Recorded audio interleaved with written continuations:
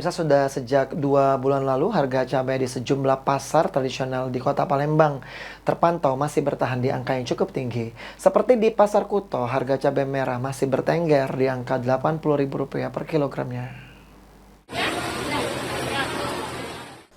Harga cabai di sejumlah pasar tradisional di Kota Palembang terpantau masih bertahan tinggi.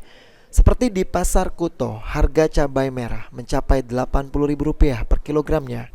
Salah satu pedagang, Suwarni, mengaku bahwa kenaikan harga cabai ini telah terjadi sejak 2 bulan lalu. Akibatnya penjualan cabai sempat menurun karena masyarakat lebih memilih untuk membeli kebutuhan lain yang lebih terjangkau. Berapa sekilo cabai? 80. 80.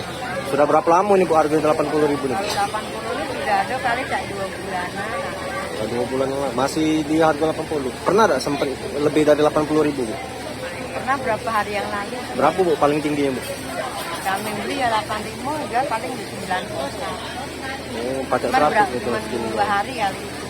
Terus turun lagi. Berapa hari yang lalu itu Bu ya? Iya. Pas jelang Imlek ini Bu ya? Iya, sebelum Imlek. Naik. Masih banyak yang beli ini Bu? Cabai. Buyur kan? Masih ada Pak. Sementara itu, salah satu pembeli, Yaya, mengaku tetap membeli cabai meskipun dalam jumlah yang lebih sedikit karena cabai merupakan salah satu bahan utama dalam masakan sehari-hari. Diharapkan agar harga cabai dapat segera kembali normal sehingga masyarakat dapat membeli dalam jumlah yang cukup tanpa terbebani. Jadi murah lah. Supaya terangkat makan. Terangkat makan. Biasanya dapat. Biasanya beli cabai berapa kita? Saya ada perapat. Cabai mahal jangan.